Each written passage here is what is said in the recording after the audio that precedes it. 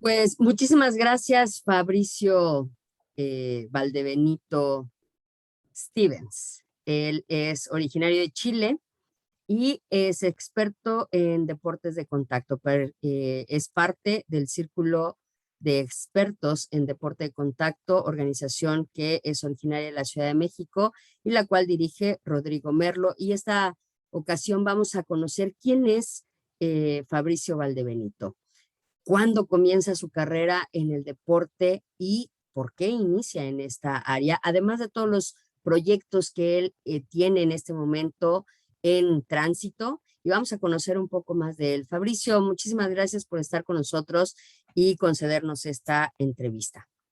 Gracias a ti, Candia, por la invitación. Agradecido, es un honor poder conversar contigo en esta instancia de profundidad.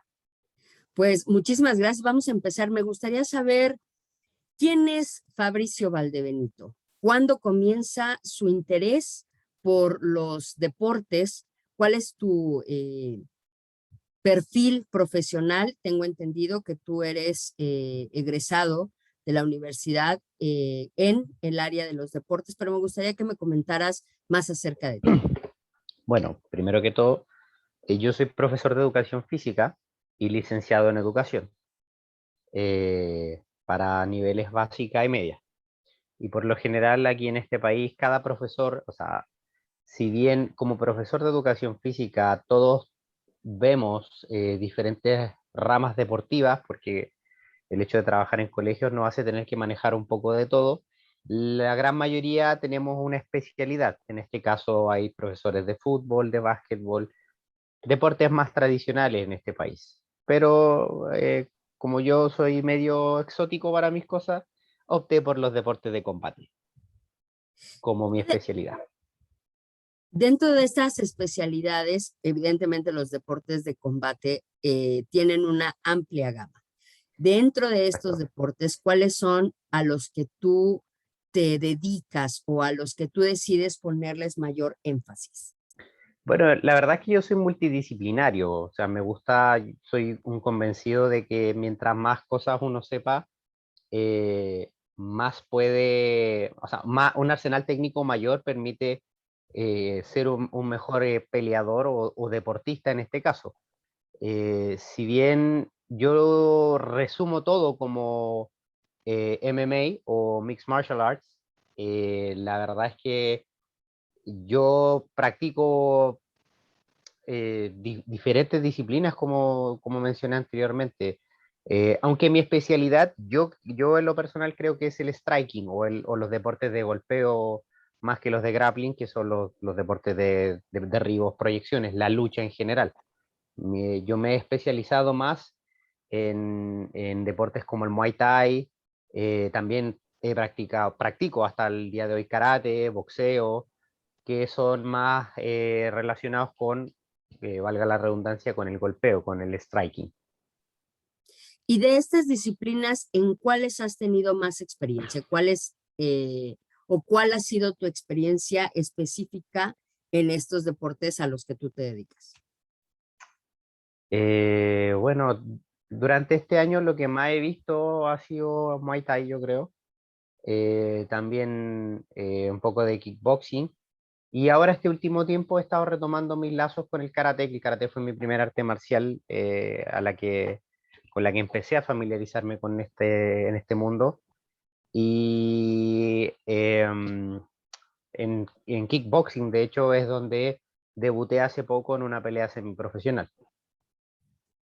¿Qué pasa para un peleador? ¿Cuál es el proceso que determina el llegar a una pelea, a una lucha? Buena pregunta. La verdad es que, a ver, para llegar a ese punto, primero uno tiene que quererlo, porque cuando uno practica disciplinas marciales o deportivas de combate, siempre está la opción de hacerlo de modo recreativo, de modo para quitarse el estrés, para mantenerse en condición, o solamente porque le llama la atención. O sea, pelear no es una obligación.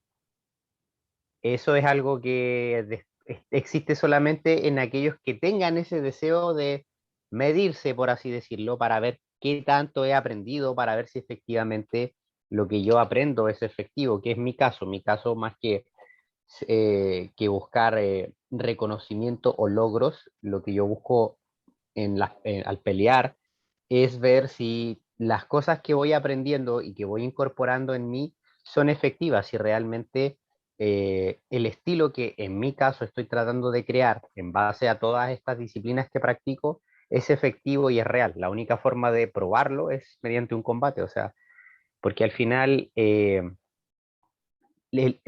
cine nos ha demostrado que uno puede ser muy ágil, hacer piruetas maravillosas, pero que en la efectividad de un combate real solamente se puede probar a través de, como dije, un combate real. Claro. ¿Cuál es la perspectiva como peleador o como boxeador o como activo dentro de una pelea y detrás de esta preparación? Hablo desde tu nivel como profesor, como entrenador. ¿Cuál sería la perspectiva o la diferencia que tú ves desde ser activo, un peleador, y tener que entrenar a alguien en estas disciplinas? Es curioso lo que preguntas porque eh, esto es como un poco como el fútbol, bueno, como muchos deportes en realidad, se puede extrapolar a cualquiera. Ser un buen peleador no implica que seas un buen entrenador. ¿Cómo puedes ser un buen entrenador y no necesariamente ser un buen peleador? Porque tiene que ver con la percepción de ver las cosas desde afuera. Cuando uno está dentro de una pelea, muchas veces tu mente, tus nervios, tu ansiedad te traicionan. Y eso puede generar que tengas un mal desempeño aun cuando estés en una condición física óptima y tengas una técnica espectacular. La mente juega muy en contra.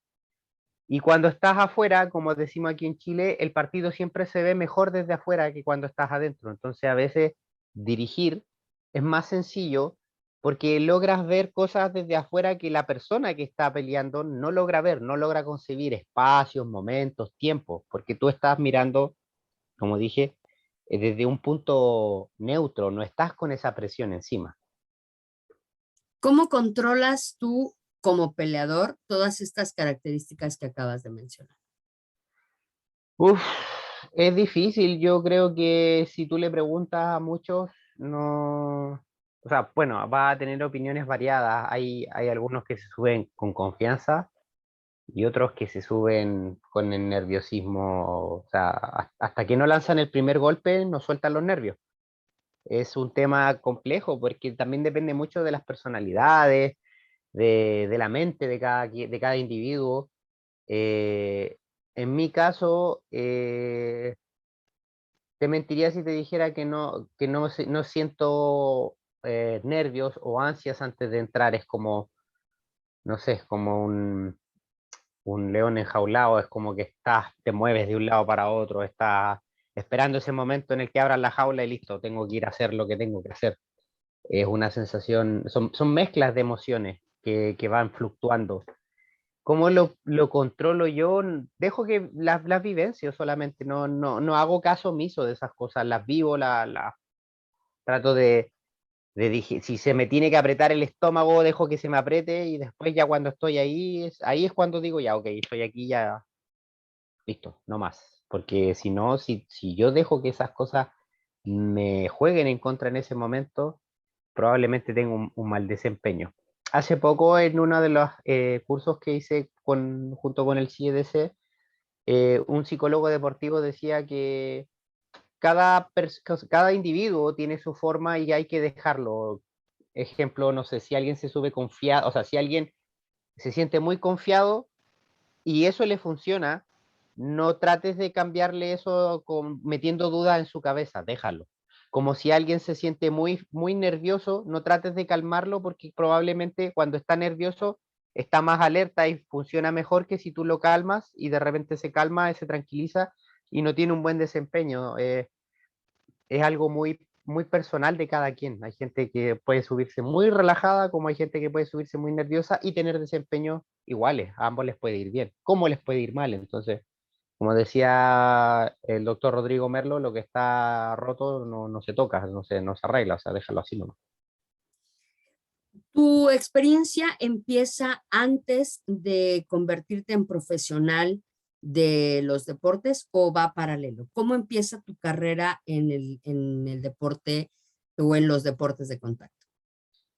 Yo empecé a practicar a mis 17 años y empecé a boxear en Club México, que es un club ícono de acá de Chile. Es como cuna de boxeadores desde tiempos memoriales. Eh, Empecé a boxear, me gustaba mucho aprender a boxear y paralelamente hacía karate Shorin Ryu en una escuela eh, que estaba cerca de mi colegio, que de hecho hicieron como un convenio con mi colegio para hacer una rama deportiva de karate y me interesó y me empecé a meter en esa edad. Luego a la edad de entre 18 y 19 años comencé a entrenar en Mixed Martial Arts con Cristian el Gorila Martínez, que fue el precursor en este país de lo que son las artes marciales mixtas, conocido en esa época como Vale Todo, derivado de las luchas Vale Tudo que venían en Brasil. Entonces, antes, como era un deporte desconocido, que venía surgiendo con estos torneos de la UFC y venía como bastante underground porque mucha gente como que encontraba que eran carnicerías prácticamente.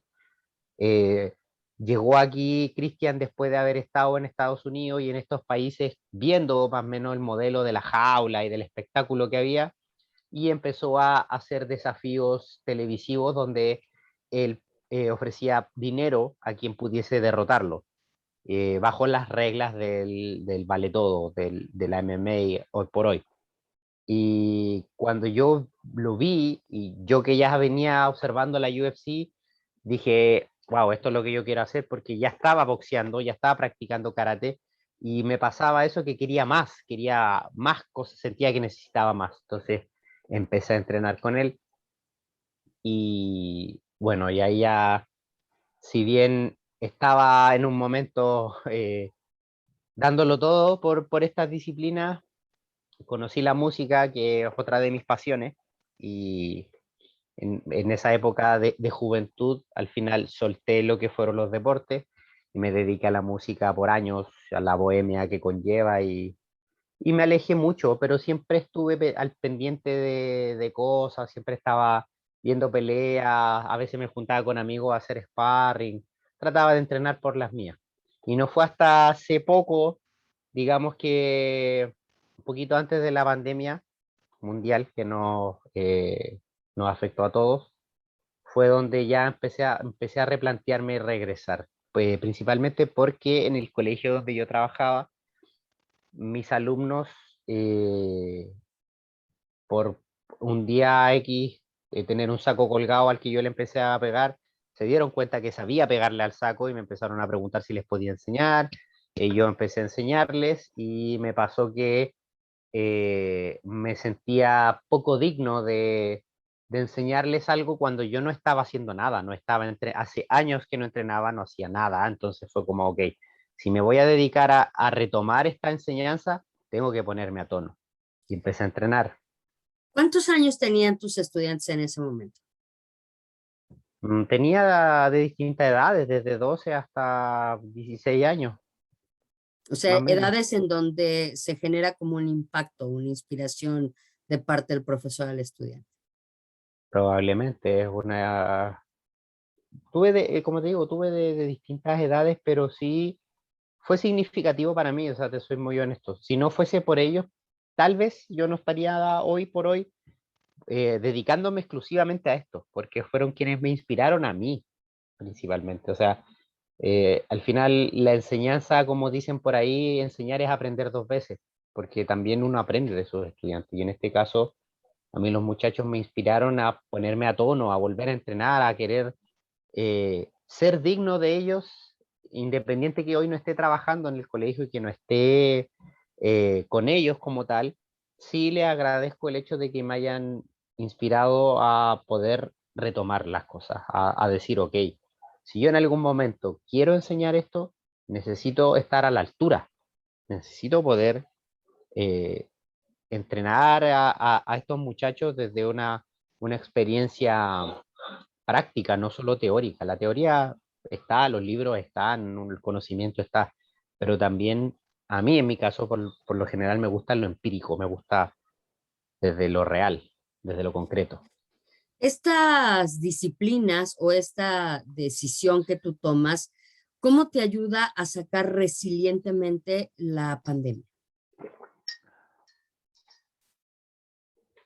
Me ayudó a llevarla muy bien, porque me mantuve activo, me mantenía concentrado y a veces los momentos en que la mente traiciona mucho, entrenaba, hacía sombra, golpeaba el saco, por ejemplo, y esas cosas ayudaban mucho a botar tensión, a botar frustración. Es muy terapéutico, de hecho yo lo recomiendo mucho para las personas en general, a veces seres humanos comunes y corrientes sin deseos de ser peleadores, pero que les es terapéutico golpear las manoplas o golpear el saco o simplemente lanzar un puño, porque al final bota emociones contenidas con cada lanzamiento, con cada golpe que da, puede sacarse de dentro de sí sentimientos amargos. De verdad que a mí por lo menos me sirvió mucho y también me doy cuenta, insisto, cómo le sirve a otras personas a modo de terapia el simple hecho de poder canalizar lo que tienen a través de un golpe. Eh, a mí, como te digo, fue importantísimo porque me ayudó a darme un foco también. En un momento donde todo estaba cayéndose a pedazos afuera, el mundo estaba colapsando, para mí fue una parte muy importante de mantenerme cuerdo.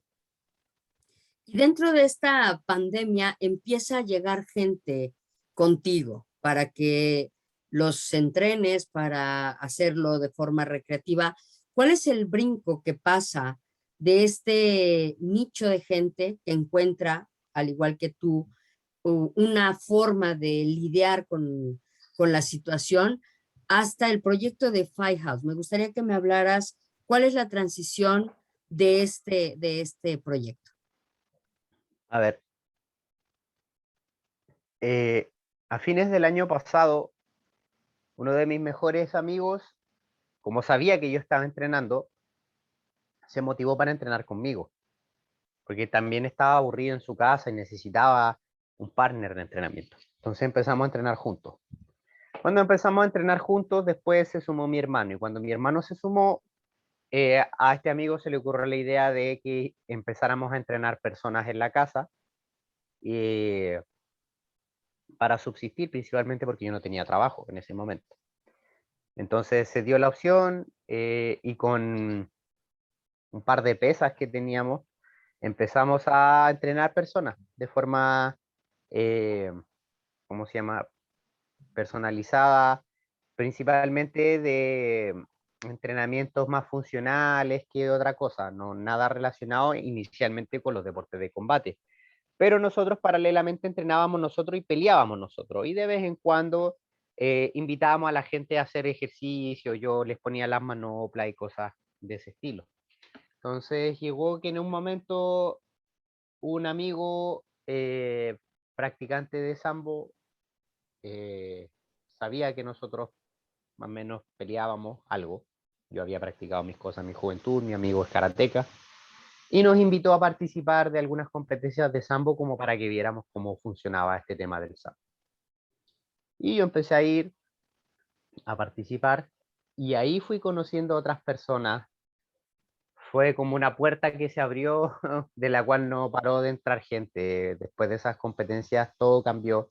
Bueno, yo con mi amigo nos separamos, nos seguimos trabajando juntos por temas de mantener la amistad.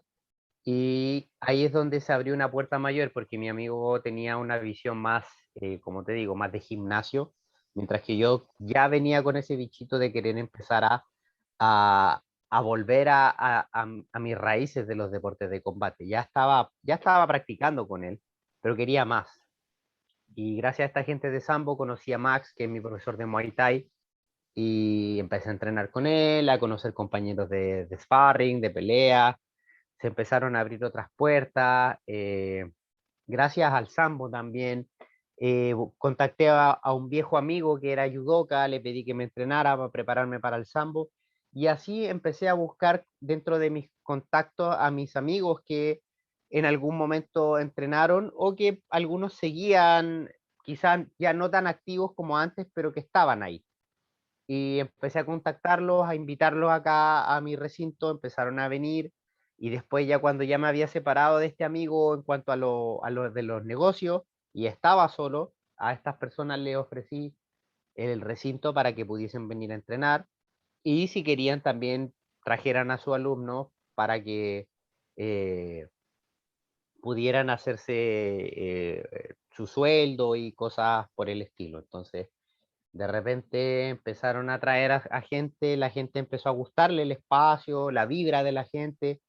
Yo en lo personal lo hacía también porque así prácticamente entrenaba aquí en mi casa, o sea, ellos venían acá con su gente y yo entrenaba con ellos, tenía como el beneficio de poder entrenar con estas personas. Entonces, de un momento a otro empezaron a llegar, se sumó más gente, como te digo, estos contactos que yo había retomado, les comenté lo que estaba haciendo, les pareció genial y en un momento ya teníamos horarios definidos y profesores cumpliendo con sus turnos, por así decirlo, de distintas disciplinas, entre las que hoy tenemos judo, muay thai, jiu-jitsu y próximamente taekwondo. Actualmente, ¿cuántas personas conforman la Firehouse? Uf, eh, sí, siempre están llegando personas, pero eh, no, yo diría que unos 5 o 6 componemos como la estructura de lo que es Fight House, porque el resto son las personas, los alumnos de cada profesor, más los alumnos que yo tengo también de entrenamientos personalizados y todo ese tipo de cosas. O sea, tenemos, como te digo, a los 2 profesores de Muay Thai, de AMPM, tenemos al profesor de Jiu-Jitsu, al profesor de Judo, está Daniel, que es el nutricionista, eh, el profe de Judo, creo que lo había mencionado. Eh, bueno, Ismael, que es uno de mis mejores amigos, que también él es mi entrenador personal de preparación física, también trabaja en conjunto con nosotros. Entonces, todas estas personas somos como el alma, por así decirlo, de Fight House, mientras que el resto son los miembros que vienen a entrenar, ya sea físico o deportivo o marcial. Y de eso ya yo creo que hemos sobrepasado ya las 30 personas, por lo menos. Wow. ¿Cuál es la perspectiva o cuál es la visión que ustedes tienen de la Firehouse? ¿Cuánto tiempo o qué metas son las que han establecido para este lugar? La meta más cercana y que ya tiene que ser lo antes posible es convertirnos en un club deportivo. Porque si bien en un principio esto partió prácticamente como un home gym o un gimnasio casero, dado cómo empezamos a armarnos después en el tiempo, yo pensé en un centro o sea, un centro de entrenamiento, y después de meditarlo y de hartas conversaciones llegamos a la conclusión de que lo mejor era hacer un club deportivo, porque un gimnasio tiene que tener patente, es un tema más burocrático para ciertas cosas, mientras que un club deportivo no necesita tantas cosas y nos permite postular a proyectos del gobierno, para pedir de repente postular a ciertos dineros, para mejorar la infraestructura, y también nos ayuda mucho a cumplir una cuota social, porque es un club deportivo social y cultural.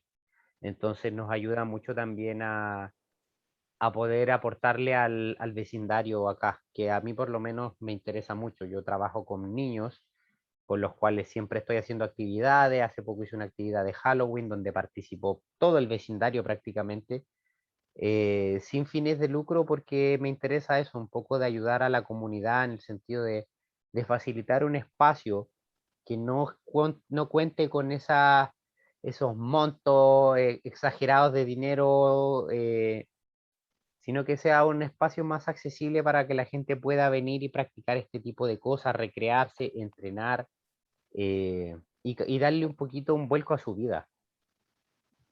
Bien. Y Al inicio de la entrevista mencionabas que te habías dedicado a la música, pero además de la música también escribes. Así ¿Cómo es. combinas estas habilidades o estas aficiones actualmente? ¿Cuál ha sido tu experiencia en estos ámbitos? Bueno, sin afán de, ¿cómo se llama? ¿De presumir? De presumir, yo siempre que me preguntan como, no sé, ya, ¿y tú qué eres? ¿Qué haces? O sea, yo soy artista. ¿De artista cómo? Sí, o sea, para mí, o sea, escribo, eh, interpreto, y también la palabra lo dice, arte marcial. Ser un artista marcial también es un arte. Que yo lleve mi marcialidad a los deportes de combate, ese es otro tema, porque es como donde puedo competir, donde puedo probar el desarrollo personal que tengo de mis técnicas. Pero eso se llama ser un artista marcial, la contemplación, ¿cómo se llama? El entrenamiento personal y una filosofía interna. Eso es parte de ser un artista marcial. Entonces yo, en lo personal, englobo todo eso dentro de la misma palabra. No hago como diferencias. Para mí, todo está en conjunto, todo está en sincronía. Yo creo fervientemente en que eso, el arte por defecto es la expresión del alma. Entonces, yo me expreso a través del movimiento, en el caso de las artes marciales, me expreso a través de la escritura y me expreso a través de la voz. Esas son las formas en las que yo expreso quién soy. En el campo de la música, ¿cuál ha sido tu carrera o dónde podemos encontrar a Fabricio? En YouTube, en mi canal, bajo el nombre de Fips El Escaldo, que es mi seudónimo musical. Ahí está todo mi currículum musical, por lo menos de YouTube, y ahora ya estoy empezando a actualizarme un poquito con estas plataformas de Spotify que, si bien hace mucho tiempo existe, la verdad es que yo no le había dado tanta vuelta porque no estaba dedicado a eso, pero nunca está de más. Entonces ahora de a poquito estoy subiendo mi música a Spotify para que la gente pueda acceder. Porque así como en algún momento me dediqué solo a la música, hoy por hoy estoy dedicado principalmente a estas áreas de los deportes de combate y de los entrenamientos en general. Y si bien no he dejado mi música de lado, sí tengo la mira más puesta en estas metas respecto a la Fight House y a las cosas que pretendemos a futuro. Y en el ramo de la literatura, en el ramo de la escritura, ¿cuál ha sido tu experiencia? ¿Cómo llegas ahí? ¿Cómo descubres que te puedes expresar a través de las letras? Uy, es que estas cosas son de muy niño. O sea, si yo ingresé a la música, bueno, siempre me gustó cantar desde muy chiquitito, pero ingresé a un género que es el rap, donde se destaca principalmente lo que es la escritura. El rap a mí me resultó un terreno idóneo porque tenía que ver con escribir y con hacer rima. A mí desde que soy muy pequeño me gustaba hacer rimas. Era muy enamoradizo y le escribía cartas a las niñas a la edad de 7 años. Entonces siempre se me dio eso de escribir, de ser eh, poético para mis cosas. Entonces, yo he escrito durante toda mi existencia prácticamente. Lo que pasa es que tampoco le había dado la importancia tal vez o el enfoque para hacer algo de ello. Hasta hace poco que mandé unos cuentos a Santiago en 100 palabras, que es un concurso acá a nivel nacional donde participa gente de todo el país y donde los 10 cuentos mejores según los jueces son elegidos, ganan dinero y son publicados en las estaciones de metro, mientras que los 100 mejores pasan a estar en un librito pequeñito porque son cuentos cortitos, y entre eso el año pasado tuve el honor y el privilegio de estar entre los 100 mejores con uno de mis cuentos, y eso también me ayudó mucho a entender que eso, que al final uno tiene que hacer uso de sus talentos, sino dejarlos eh, que se pudran ahí en el tiempo. ¿Cómo ves a Fabricio en los próximos 3 años? Eh, buena pregunta. Bueno, escribiendo siempre, yo voy a escribir hasta que me muera o hasta que las neuronas me lo permitan, porque este tema de los deportes de combate igual afecta al cerebro, lo queramos o no. Por lo mismo, tampoco pretendo pelear hasta mis 40. No me veo, siendo muy honesto, no me veo con 40 años peleando. Me quiero sacar un poco de jugo, por así decirlo, de partido, un par de años más, aprovechar que estoy todavía en óptimas condiciones para poder pelear, para poder tener un par de competencias más en el cuerpo, eh, pero siempre cuidándome porque me gusta escribir, me encanta hacer música, son cosas que también son parte importante para mí de quién soy, de mi vida. Y no me gustaría llegar a un punto donde mi cerebro estuviera lo suficientemente atrofiado para no poder hacer esas cosas. Entonces, como te digo, pretendo seguir aquí de aquí a unos años más participando de las competencias que pueda, peleando para adquirir más experiencia y más currículum en el cuerpo y después dedicarme obviamente a entrenar y desde mi perspectiva, desde mi praxis, poder guiar a futuras generaciones como docente, que es lo que soy, y seguir escribiendo y seguir haciendo música, que esas son cosas que sí pretendo hacer hasta que ya el cerebro no me dé. Pues la verdad es que suena un proyecto muy ambicioso, el que tienes en puerta, el que, bueno, más bien el que está ya en camino, y estoy segura que vas a seguir sacándole provecho a todas esas habilidades, a todas esas artes con las que cuentas y de las cuales echas mano para poder expresarte. Fabricio, de verdad, nos ha dado muchísimo gusto platicar contigo. Espero que haya una segunda entrevista para saber cómo va la Five House, a dónde está Fabricio y todos los logros que hayas conseguido. Algunas palabras o mensajes para las personas que nos están viendo? Sí, son frases quizá un poquito clichés o sacadas como del Facebook y de Instagram, pero de verdad, si hay algo que he aprendido este último tiempo es que nunca, nunca, nunca es tarde ni se es demasiado viejo para hacer lo que tú quieras hacer, sea lo que sea. La vida en estos momentos me ha demostrado que cuando alguien realmente quiere algo, sea lo que sea, nunca es tarde para hacerlo. Así que Pues no renuncien a nada, a nada. Hay sueños que de verdad, no porque algo no ocurra en el momento en el que yo lo quiero, quiere decir que no va a ocurrir jamás. Quizás la vida se me demore unos 10, quizás 20 años y me dé la oportunidad de hacerlo. Entonces no suelten esos sueños. perfecto, pues seguiremos tu consejo al pie de la letra. Muchísimas gracias, te mandamos un fuerte abrazo hasta Chile y seguimos en contacto. Agradecido a ti, pues, Carla.